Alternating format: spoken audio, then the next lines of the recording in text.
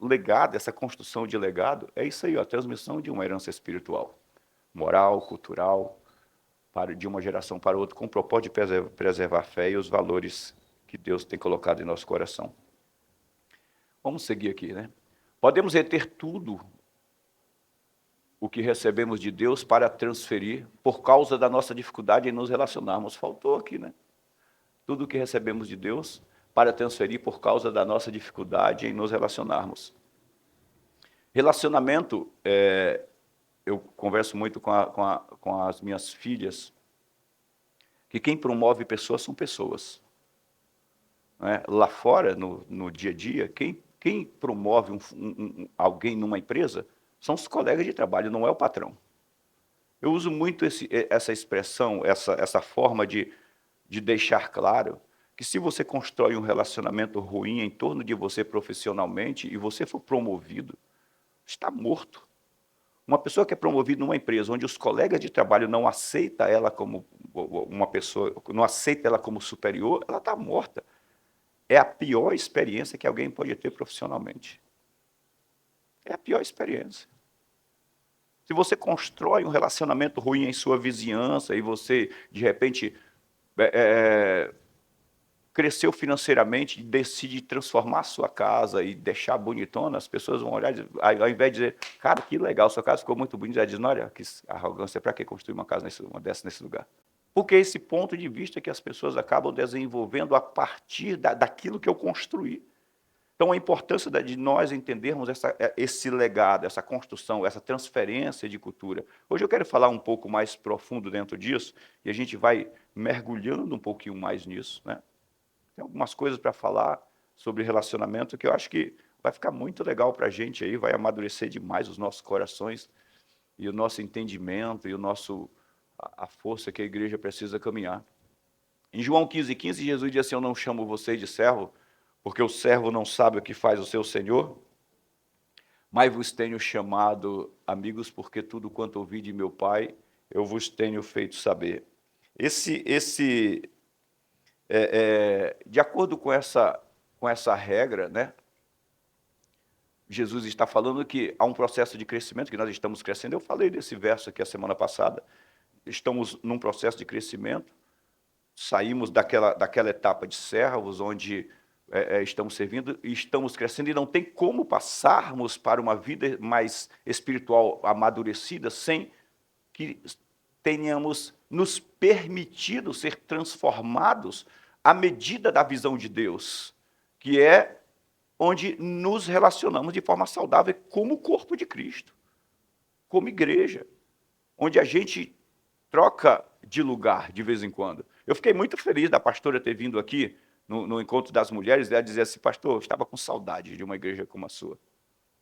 Estava com saudade. E ela falou isso várias vezes, gente. Fiquei muito feliz, chega lá e todo mundo gosta, o pessoal gosta de abraçar. Eu falei para ela, porque a senhora tinha mais gente, o Jefferson não estava lá. Jeff é o cara do abraço, o cara que me ensinou a abraçar. Né? Então, eu fiquei feliz, isso é legal, porque as pessoas gostam de abraçar, gostam de cumprimentar, e gostam, isso é bom, gente, isso é saudável. Mas isso é uma coisa que a gente tem que treinar para expandir. Que não seja só algo, não estou falando para você sair abraçando todo mundo, não, mas essa valorização do semelhante, do próximo, isso tem que ser algo expansivo, isso tem que ser crescente, se nós estamos crescendo. Olha o que a Bíblia diz em 2 Tessalonicenses, abre a tua Bíblia aí, não tira não, mas pode deixar, não põe não, eu quero que abram. 2 Tessalonicenses no capítulo 1, olha o que está escrito aí. Capítulo 1, verso número 3, Paulo diz assim, irmãos, cumpre-nos dar sempre graças a Deus no tocante a vós outros, como é justo, pois a vossa fé cresce sobremaneira, e o vosso mútuo amor de uns para com os outros vai aumentando. Então, o que é crescimento de fé? Qual é a evidência do crescer na fé? É expulsar um demônio? É colocar a mão sobre um doente, um canceroso, ou ressuscitar um morto? Não.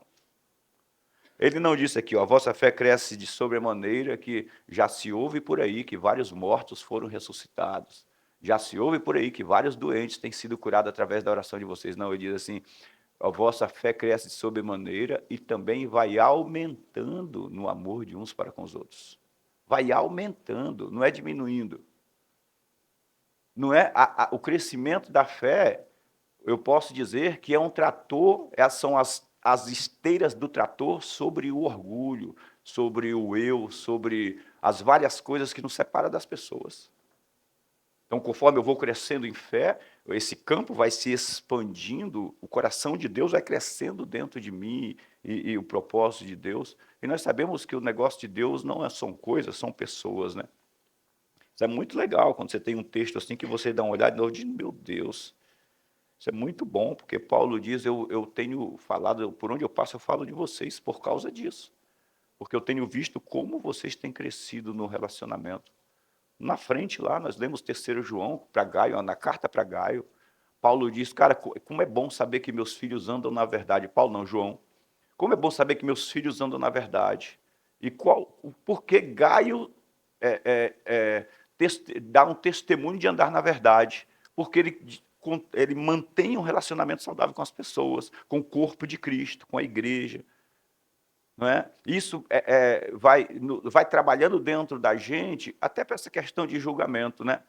Que a gente hoje tem visto, e eu tenho falado muito disso, gente, porque eu acho que é preciso ser saudável, a gente ser saudável no que a gente julga. Nós passamos por muito tempo, a igreja de Deus passou por muito tempo condenando igreja A, igreja B, porque fulano se comporta assim, porque a igreja tem determinada doutrina, porque a igreja... Gente, a gente precisa realmente cortar isso da nossa vida.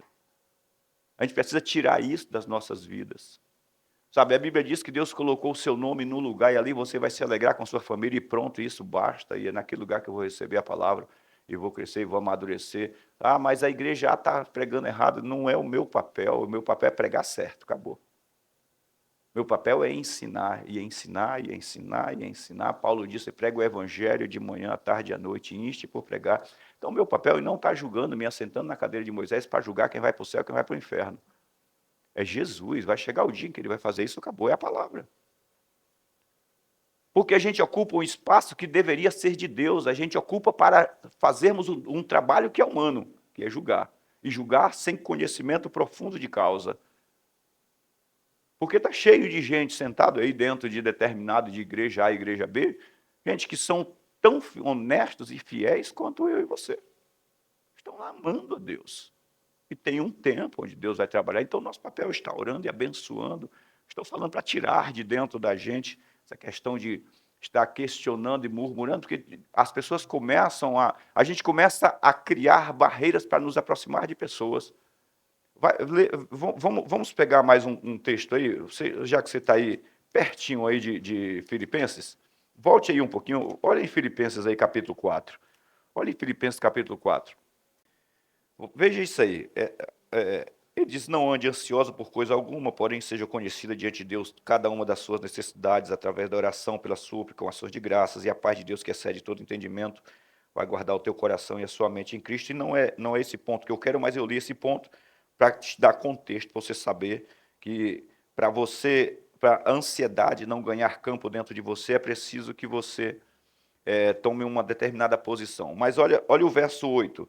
Finalmente, meus irmãos, ou seja, como resumo de tudo, concluindo esse texto, irmãos, tudo que é verdadeiro, tudo que é respeitável, tudo que é justo, tudo que é puro, tudo que é amável, tudo que é de boa fama, se houver virtude, se houver louvor, se existe algum louvor, seja isso que ocupe a tua cabeça, seja isso que ocupe a tua mente. Então, quando eu paro para julgar coisas que eu não tenho fundamento claro para julgar, eu ocupo a minha mente com coisas que eu não precisava ocupar.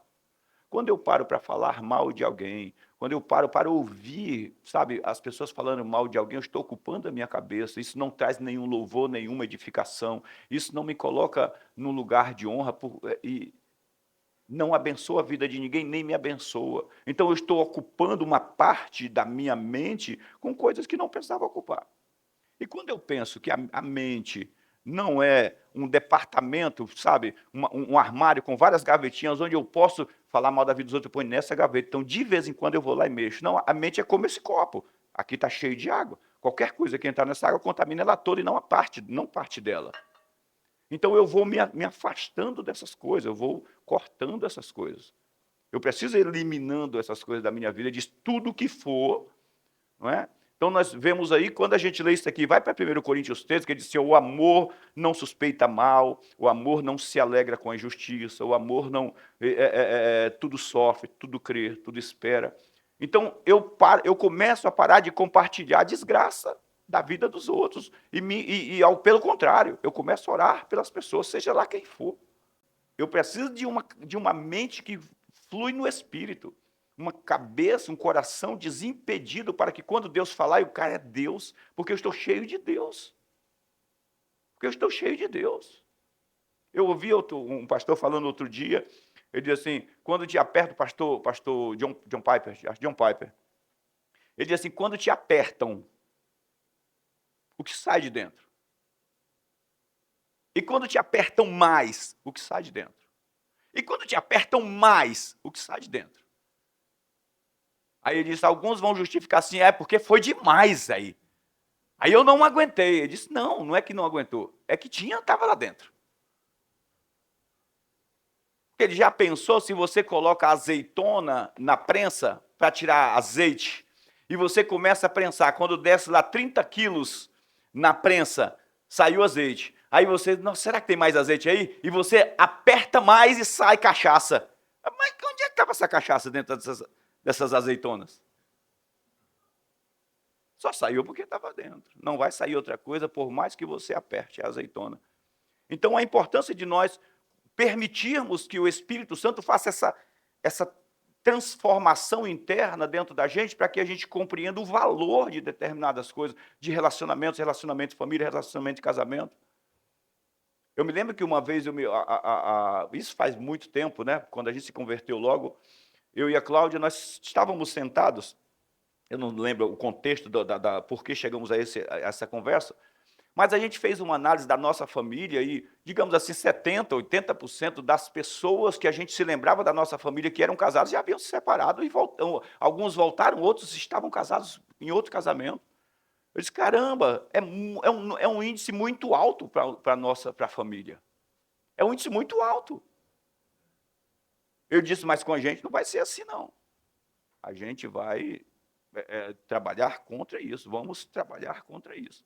Então, o que é que precisamos fazer? Primeiro, nós chamamos o pastor, nós tínhamos nos convertido há pouco tempo, e nos unimos com ele para ele orar com a gente. E ele fez lá na época, fazia campanha, e fizemos uma campanha de 7 dias, ele orou com a gente, com nós dois, ele e a esposa dele, declarando a bênção de Deus sobre o nosso casamento, a nossa comunhão era de Deus e tal, legal.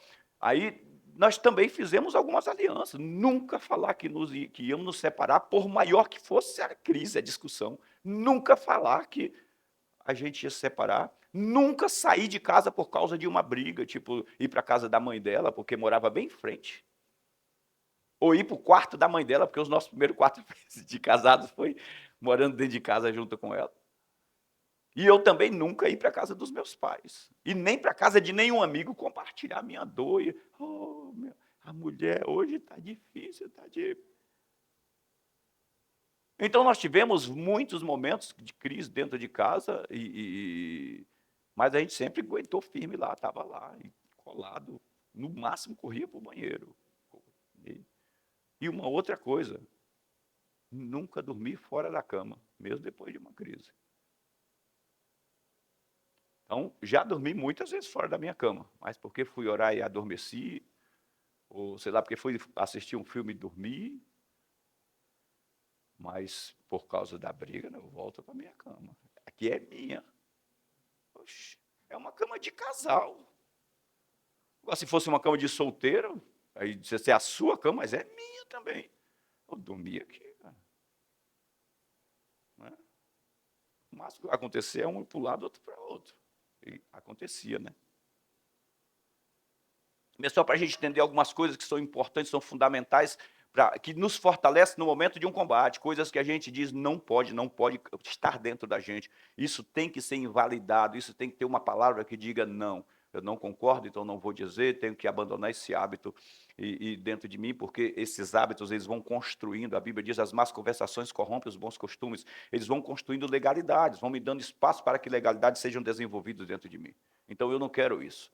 De acordo com essa regra, né? De acordo com essa regra, 2 pontos, qual regra? De Mateus e Lucas escreve isso. Tudo que você quer que os homens os façam, faça você também a eles.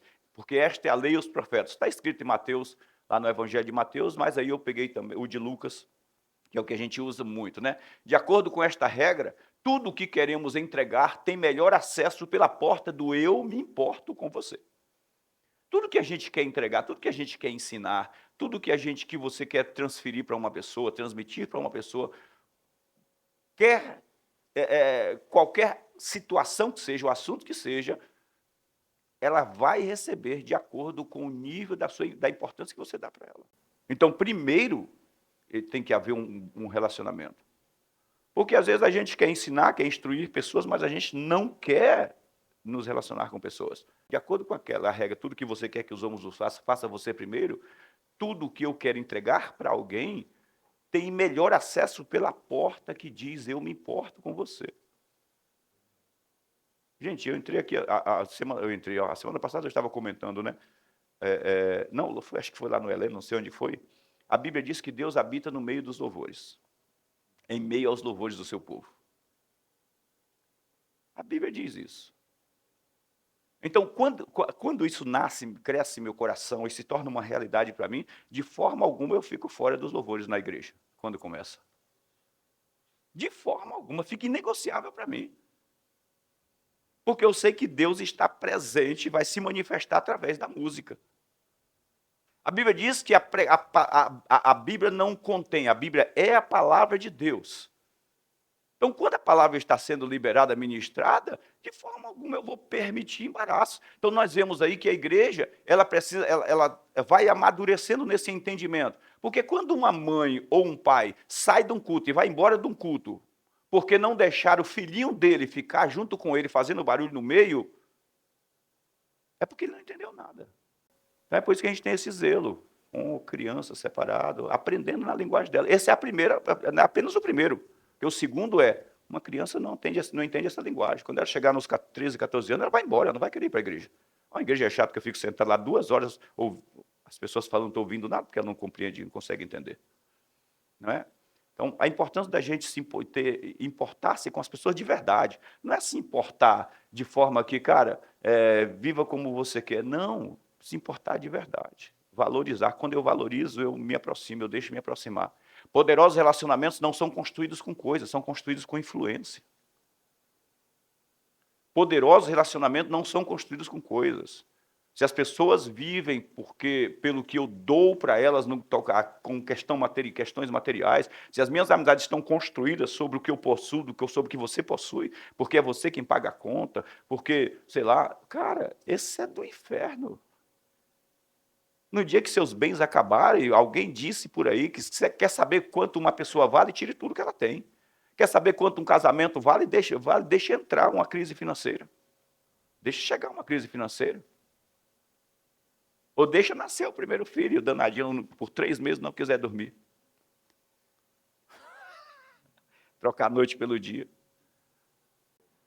Este foi o grande legado de Jesus, deixar-se derramar como uma grande árvore, liberando seus frutos maduros para os discípulos, transformando-os de dentro para fora. Henrique, depois dá uma olhada aqui. Ah, não está aqui não, está lá, né? Mas, já tentou? Ah, já está tentando? Legal, é porque eu perco, vocês viram, né? O Gui falou que já viu. Legal, somente isso. É porque eu esqueço de avisar. Mas já é o segundo domingo que eu observo. Então, aqui, construídos com influência. Este foi o grande legado de Jesus. Deixar-se derramar como uma grande árvore, liberando os seus frutos maduros para os discípulos, transformando eles de dentro para fora, influência. O camarada que estava em níveis de espiritualidade no céu. No entanto, lidando com pessoas como Pedro, que carregava uma espada, como Judas, que roubava na bolsa, como Tomé, que tinha dúvidas, e daí por diante, como um monte de meninos espirituais que não entendiam nada, mas ele continuou se derramando, influenciando esses caras. Sabe que Jesus teve grande dificuldade para ensinar os discípulos, grande dificuldade para ensinar. Então ele sabia que a maior construção... Por que você acha que durou 3 anos e meio? A maior construção era a influência que ele transmitia para esses caras. Olha o que diz aí em Atos 13, ó.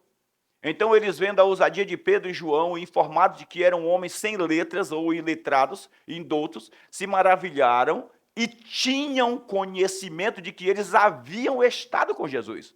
Não é eles haviam ouvido Jesus pregar, não é que eles haviam ouvido Jesus, mas estado com Jesus, andado junto, sido influenciados pela pessoa de Jesus. Então o maior legado é construído por influência. Então, que tipo de influência eu estou transmitindo? Cara, que tipo de influência um pai transmite para um filho? É o que ele pensa que fala ou o estilo que ele vive? Sabe quantas centenas de pais diz para os filhos diz que é ruim, é errado fumar, mas eles fumam? Que é errado beber, mas eles vivem tomando cerveja? E esses filhos se tornam aquilo que eles veem os pais fazerem. Se tornam, gente. Eu não estou dizendo que todo filho vai se tornar aquilo que ele vê o pai fazer, mas a grande maioria vai seguir exatamente aquele rumo. Não, mas viver amor ao mundo é errado, eu não quero, porque vai ser influenciado. Eu quero o quê? Ser uma boa influência, ou eu só quero que aquela pessoa não faça aquilo que eu acho que é errado. Então, bons relacionamentos, transformações são feitas por meio de influência. Não é? Os grandes líderes não são líderes que mandam pessoas fazerem coisas. Está cheio de gente aí, gente, com uma cartilha gigantesca de sabedoria natural para ensinar pessoas. Mas depois deles ter dado toda aquela lição, eles viram as costas e saem andando. E aquelas pessoas são influenciadas por quem fica, por quem convive com elas todos os dias. Todos os dias. Nós estamos vendo como a ascensão do coach, né? Estou falando muito sobre coach. A ascensão do coach, mas é o cara que vai lá e fala duas coisinhas, depois vai embora e diz tchau. Por que vocês acham que eu não incentivo muitos pregadores itinerários aqui? Nós não temos esse rodízio. Porque o cara vem aqui, prega e depois vai para casa, vai embora. Não estou falando que é errado não, gente, só estou falando que a gente tem uma... Eu prefiro vir um pastor aqui, prega, porque ele também sabe o que é lidar com pessoas, conviver e cuidar de pessoas. Às vezes fracassamos porque queremos primeiro transformar as pessoas e depois nos aproximarmos. A gente sempre quer transformar as pessoas. Né? Primeiro a gente quer transformar, depois nos aproximarmos. E aí a gente fracassa, é claro. Porque não acreditamos na influência. Gente, eu estou lendo, na verdade, né? Também, de novo, voltei para lá, para Abraão, porque esse cara me fascina. Abraão é o pai da fé e a gente tem que estudar pessoas que são fontes para nós, para a gente, né? Lucas 16 diz que o mendigo morreu e foi parar no seio de Abraão. Olha onde está o cara. Né? Então, ele é um grande exemplo para a gente. E eu estou lendo e meditando por causa da nossa mensagem mesmo. E Abraão, quando ele sai, eu acho que eu não sei se eu coloquei aqui, deixa eu ver se é o próximo slide. Vai vir aí. Né? Às vezes precisamos nos perguntar com a visão bíblica, quanto tempo eu me aguentaria? Isso é para vocês. Para vocês. Pare de frente ao espelho, olhe com a visão bíblica, de verdade, seja honesto com você, e diga quanto tempo você se aguentaria, sendo seu próprio amigo. Né? Meu Jesus, tenha misericórdia da gente. E Abraão, Deus manda ele ser uma bênção. Deus diz, vai, seja uma bênção. E Abraão sai. Gente, é interessante como o cara tece relacionamento com pessoas que não são cristãs, não temem a Deus e que adoram vários deuses. Mas ele consegue conviver no meio desse povo de tal forma, gente, que ele é protegido e defendido por esse povo. E você sabe o que é glorioso na vida de Abraão? Ele não fez um único milagre. Nenhum relato de que Abraão curou alguém por oração, nenhum relato de que Abraão orou e choveu, nenhum relato de que Abraão orou e parou de chover, nenhum relato de que Abraão expulsou um demônio. Mas o cara tece relacionamento, é reconhecido como um príncipe de Deus. Como esse cara viveu? No meio de uma sociedade corrupta e idólatra. Ele não se deixou contaminar. Você sabe porque dentro da lei, sabe por que a Bíblia diz, não vá em tal lugar? Porque as pessoas se deixam persuadir pelo mal. Elas não conseguem. Porque precisa ensinar que um crente que passou por um processo de bebida não pode mais ir, não deve se assentar numa roda de boteco. Porque o cara, em vez de influenciar, ele vai chegar lá e dali a pouco ele está, bom, só um copinho de cerveja. Me fiz de tolo com os tolos, de cachaceiro com os cachaceiros. Você entendeu? Mas é porque Abraão não se deixou contaminar por eles. Ele sabia que ele estava na terra que pertencia a ele, então ele teceu, ele disse, cara, estou cuidando do que é meu já. Aí sabe o que a gente faz? A gente quer que Jesus volte e queime logo essa terra. Mas você sabe que o verso que a gente mais usa nessa igreja, um dos versos que a gente mais usa nessa igreja, não fala a respeito somente do que a gente pensa? Jeremias 29:11, todo mundo deve saber aqui de cor salteado. Eu sei os pensamentos que penso sobre vocês. Quando você vai ler o contexto do capítulo 29 de Jeremias, sabe para quem Deus está falando? Para o povo que está no cativeiro. E sabe o que é que Deus diz para eles? Ore por esse povo, abençoe esse povo, para que esse povo esteja em paz, prospere nessa terra, ore para que esse povo dessa terra prospere, cuide desse povo, porque no tempo que eu prometi para vocês, vai acontecer, mas não fiquem aí presos, impedindo a minha bênção de fluir através da vida de vocês para esse povo, não. Ele disse, a partir de relacionamentos, então vocês vão orar a mim. Eu vou ouvir vocês. Cara, é muito doido. É muito doido, porque eu estou falando aqui apenas de relacionamentos no corpo de Cristo, na comunhão, que já a gente já tem isso. Imagine pensar nisso lá fora.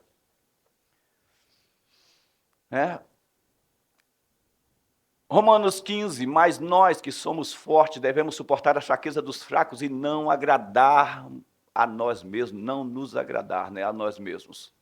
Temos, porém, este tesouro em vasos de barro, Coríntios 7,13, para que a excelência do poder seja de Deus e não de nós.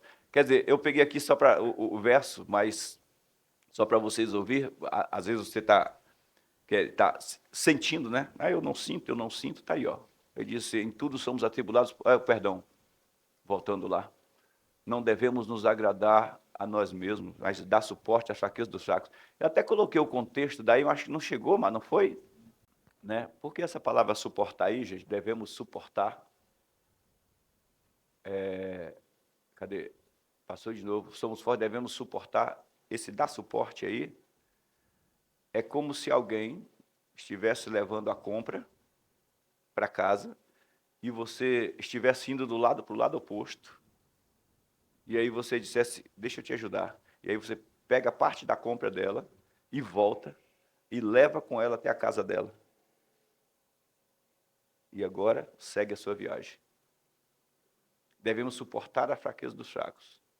É você, um outro exemplo da expressão grega para suportar, é você ter alguém que não consegue lidar com outras pessoas, e você vê que pelo fato dessa pessoa não conseguir lidar com outras pessoas, ela está se destruindo. Então você se desarma e se aproxima dessa pessoa para ajudá-la a entender como é lidar com outras pessoas, para que ela possa avançar. Naquilo que ela é fraca, você se torna a barreira, ou seja, o ponto de interseção dela para com outras pessoas. Ponto de interseção. É o intercessor daquela pessoa para outras pessoas através de suporte.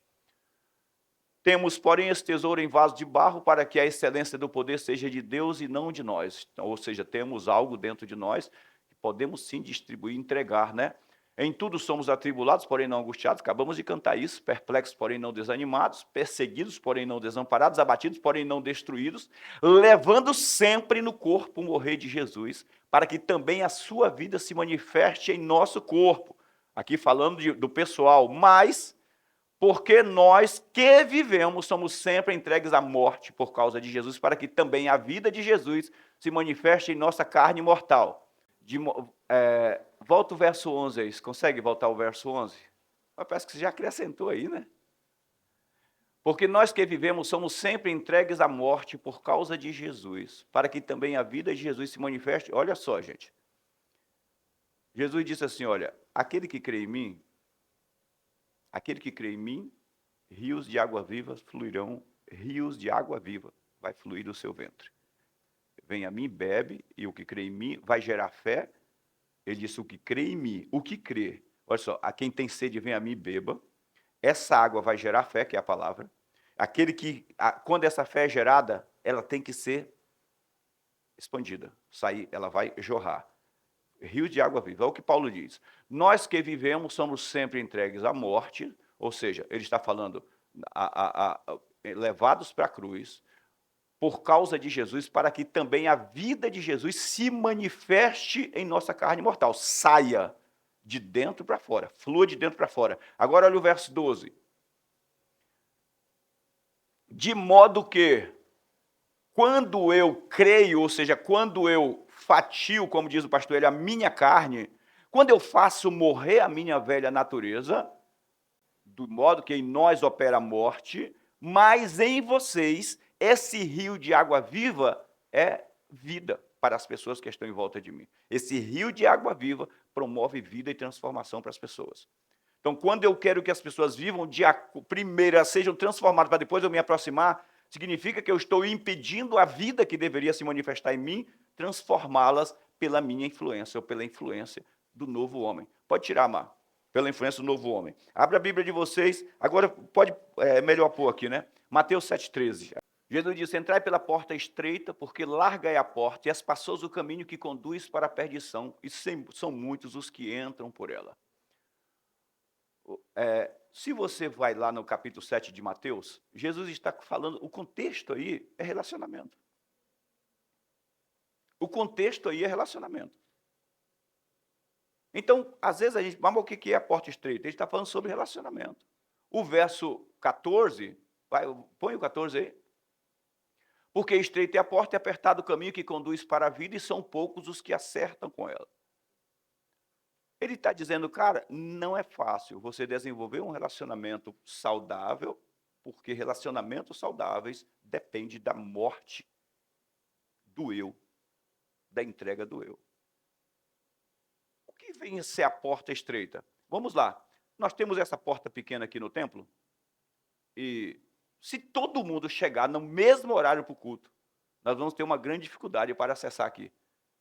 Vamos ter que ser educados, ajudar uns aos outros, e com carinho dar maior atenção para não atropelar ninguém. Dar lugar às mulheres, aos mais idosos, aos mais velhos. Então, o irmão Ivanildo, o pastor Ivanildo, e aí, aos pouquinhos, vai chegando. Marcos, né? É que eu chego mais cedo. Então, vamos ter que dar lugar, vamos ter que cuidar das pessoas, cuidar uns dos outros. Então, Jesus disse, entre pela porta estreita. Quando você vai ver o contexto, por exemplo, que Lucas usa o mesmo verso, sabe onde Lucas usa o mesmo verso? Lucas usa lá na frente, falando sobre o que aqui será comparado ao reino de Deus. É comparado a uma mulher que pega uma porção de fermento e coloca em 3 medidas de farinha. Ele disse, aí se eu compararei o reino de Deus. Uma mulher que pega uma porção de fermento e coloca em 3 medidas de farinha. Ou então é comparado ao homem que pega a semente que é jogada na terra, semente de mostarda, que é pequena, e quando ela cresce, as aves vêm se aninhar nela. Então, ele sempre atribui a manifestação do reino a um crescimento onde, aparentemente, são coisas inanimadas, mas que coisas animadas, ou seja, as pessoas vão se aproximar. Então, quando a gente entende que o reino de Deus está dentro da gente, a semente do reino, a semente é a palavra, a terra é o nosso coração. Então, o reino de Deus expandindo a partir de nós, vai produzindo resultado nas pessoas que estão em volta. A minha vida sendo entregue a Jesus vai criando a influência necessária. O grande problema é que às vezes eu não entendo que Gálatas 5:22, que fala sobre o fruto do Espírito, amor, paz, longanimidade, benignidade e bondade, sem relacionamentos, esses frutos não têm efeito. Para que serve? Você já pensou alguém que plantou um pomar, mas não tem a menor intenção de desfrutar da colheita? Só plantei para que eu veja frutos caindo na terra e pronto. Não, gente. Fruto do Espírito, paz, é algo que brota dentro de mim Quando? Quando as pessoas precisam de paz. Não é quando eu preciso. Não é quando eu preciso. Se é um fruto que brota dentro de você, é um fruto do Espírito, é para as pessoas que estão em volta. A alegria é para as pessoas que estão em volta. A árvore não se alimenta do seu próprio fruto. O fruto é liberado para alcançar outras pessoas. Então, quando Lucas usa o mesmo contexto da porta estreita, ele está dizendo assim, é preciso que vocês morram como a semente que cai na terra, Mateus 12, 24, em verdade eu vos digo que se a semente cair na terra e não morrer, fica só, mas se ela morrer, dá muito fruto. Então, um relacionamento não, de forma alguma, bons relacionamentos jamais serão construídos sem que primeiro essa verdade trabalhe dentro de mim, para que agora eu construa ela por meio da minha entrega ou da minha transformação. E aí a gente vai ver relacionamento familiar, de maridos que tentaram moldar a esposa e o fim foi casamento desfeito. Esposas que tentaram moldar o marido sem ser transformado, o fim foi casamento desfeito. Pais que tentaram corrigir os filhos sem dar qualquer exemplo. Resultado, perdeu os filhos. Perdeu os filhos. Patrões que tentaram impedir que as suas empresas fossem roubadas, mas eles eram corruptos, não sonegavam impostos e faliram. Porque o ambiente espiritual deles era corrupto. Porque o ambiente espiritual do lar é de mentira. Faça o que eu mando, mas não faça o que eu faço. Porque o ambiente de relacionamento é de mentira. Você tem que ser mudado, mas eu não quero ser mudado. Estão entendendo que sem essa manifestação de vida, sem que eu seja essa semente que é jogada na terra e seja transformada, eu vou viver lutando, querendo ser tirado de um lugar para outro? O fim é que às vezes a gente está querendo mudar de emprego porque estamos sendo perseguidos, a gente está querendo mudar de casamento porque o casamento não está dando certo, a gente está querendo mudar de pais porque meus pais são quadrados, a gente está querendo mudar de igreja porque aquela igreja pega muito no pé. Na verdade, a carne está lutando sem querer ser moída para ser uma influência, porque é inevitável, quando o grão de trigo cai na terra e morre, ele frutifica. Vou repetir, quando o grão de trigo cai na terra e morre, ele frutifica. E não importa o quão hostil seja a terra, se o grão de trigo morrer, puf, gera fruto. Ele transforma todo o ambiente. Diga graças a Deus por isso. Jeremias diz assim, porque aquele que entrega ao Senhor o seu coração, será como árvore plantada junto a ribeiros. Junto a ribeiros. É no deserto, mas está junto ao ribeiro. As suas folhas permanecerão sempre verdes. Gente, eu assisti uns dias atrás lá um grupo de turismo lá em Israel, e eles foram no lugar onde tem no deserto um manancial. Tem uma fonte e tem algumas árvores, algumas palmeiras, que eles deduzem ser lá onde as águas de mar, aquelas coisas aconteceram. Tem uma fonte pequenininha, mas para baixo eles acreditam que é profunda aquela fonte, que alimenta aquelas árvores verdes em volta. Todo mundo que passa em quilômetros enxerga aquelas árvores. Então vão para lá passar um tempo. É um lugar de descanso. É a promessa de Deus para os filhos dele. As nações virão descansar sobre as tuas sombras, porque você foi transformado, se tornou essa árvore de referência do reino de Deus. Não importa o ambiente que você esteja, se a palavra trabalhar e te transformar, estiver te transformando, não há ninguém nesse mundo, nenhuma influência, nem o inferno. A Bíblia diz, nada poderá te separar do amor de Deus que está em Cristo Jesus. Nem a espada, nem a fome, nem a perseguição, nem a morte, nem a nudez, nada pode te separar. Se a verdade estiver trabalhando em tua vida, transformando a tua vida, escolha o lugar onde você vai florescer. Pode escolher o lugar. É no Brasil, é na África, em qualquer outro lugar. É no Nordeste, é no Norte, é na Europa. A grande decadência da palavra não é porque pararam de pregar, é porque pararam de morrer. Pararam de se entregar à verdade. Não é porque pararam de pregar. Lá continua pregando. Nos lugares, continua pregando.